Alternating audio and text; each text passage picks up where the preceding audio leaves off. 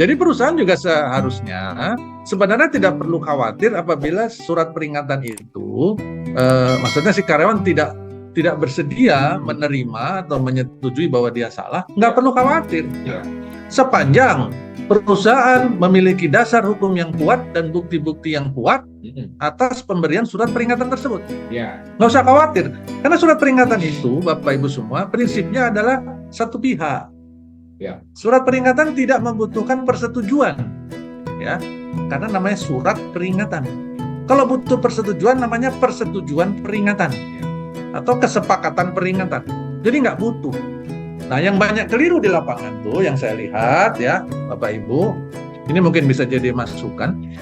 Dalam formulir atau surat peringatan, dalam formatnya surat peringatan, di sana ditulis nih yang mengeluarkan perusahaan siapa tanda tangan. Udah gitu yang menerima karyawan tanda tangan. Nggak perlu kolom itu. Karena kolom karyawan ada di dalam format asli atau format asli surat peringatan, itu seringkali diidentikan dengan persetujuan. Sehingga artinya kalau itu tidak ditandatangani oleh karyawan, berarti nggak setuju, berarti nggak berlaku surat peringatan ini. Nah, ini yang merepotkan perusahaan sendiri. Ya, saya nggak bermaksud membela perusahaan dalam hal ini. Saya hanya mendudukkan pada aturan yang benar ya. Porsinya memang harus begitu. Memang begitu. Yang namanya peringatan itu selalu satu pihak. Polisi di jalan, kamu langgar ya, nggak setuju Pak, ya udah. Tetap aja ditilang. Faktanya aja. Iya. Nanti kalau dia punya bukti silakan maju waktu di hakim pengadilan, kan begitu tuh.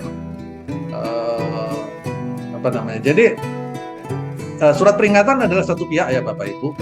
Ini prinsip ini yang harus diterapkan, difahami oleh perusahaan, oleh HRD, dan harus diterapkan. Salah satu cara penerapannya adalah memastikan bahwa format surat peringatan yang kita miliki di perusahaan kita tidak mencantumkan tanda tangan karyawan sebagai persetujuan. Ya, yang ngeri yang Pak Habib bilang barusan, dalam format surat peringatannya mengeluarkan perusahaan menyetujui karyawan. Lah, ini dia yang ngeri kan Pak. Ngapain? Berarti kalau ada kayak gitu banyak Pak. Banyak, dan saya temukan sendiri. Masih ada yang kayak begitu. Banyak di era-era personalia memang Pak. Bisa ini kan udah era katanya human resource development. Bahkan udah human resource capital. Sekarang udah business partner. Kok masih itu dipakai gitu? Jadi ya itu tadi, ini kita bicara kompetensi ya. Peningkatan kompetensi. Makanya kalau di DAM ini sekarang termasuklah di grup WhatsApp-nya kan di logonya ditulis tuh. Bikin melek hukum ketenaga kerjaan. Supaya melek gitu. Ya, supaya kita semakin kecil tingkat buta hukum ketenaga kerjaan itu makin kecil. Jadi ujungnya supaya karyawan tadi berpikir sebelum bertindak. Perusahaan pun demikian. Ya. Jadi gitu ya, surat peringatan perusahaan juga nggak usah khawatir karena nanti mungkin pertanyaan baliknya, terus gimana kalau saya kasih surat peringatan karyawan nggak setuju? Ya nggak apa-apa. Itu berlaku kok Bapak Ibu. Demi hukum surat peringatan pada saat sudah dikeluarkan itu berlaku. Tidak membutuhkan persetujuan dari karyawan. Ya, itu berlaku. Bahkan karyawan nggak mau terima dokumennya nih, dikasih. Terus karyawan ngamuk, disobek-sobek, dibuang.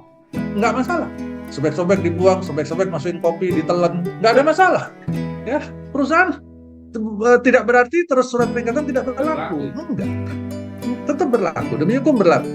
Ya, kalau karyawan sebaliknya nih, untuk karyawan, kalau ingin mematahkan surat peringatan, maka datanglah lakukan keberatan dengan prosedur yang benar, prosedur penyelesaian perselisihan hubungan industrial, bawa buktinya, minta nanti sampai putusan, apakah itu nanti di bipartit, mediasi, di disnaker, atau sampai ke pengadilan, sehingga terjadilah putusan. Kalau ke pengadilan kan berarti putusan hakim nih, menyatakan bahwa karyawan sebenarnya bersalah atau tidak bersalah. Nah, itu lakukan prosedur itu, itulah prosedur yang diberikan oleh hukum kita. Ya. Kalau memang kita karyawan yakin bahwa kita tidak bersalah. Sebaliknya perusahaan demikian juga. Kalau perusahaan yakin bahwa memang karyawan itu bersalah, buktinya ada, dasar hukumnya ada, maka berikan dengan penuh percaya diri.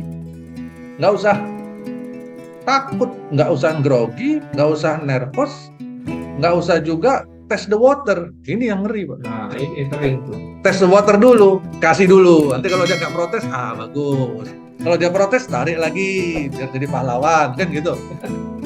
Karena keresahan banyak pihak, maka saya tarik lagi keputusan ini. Itu yang ngeri. Ya, begitu ya, Bapak Ibu.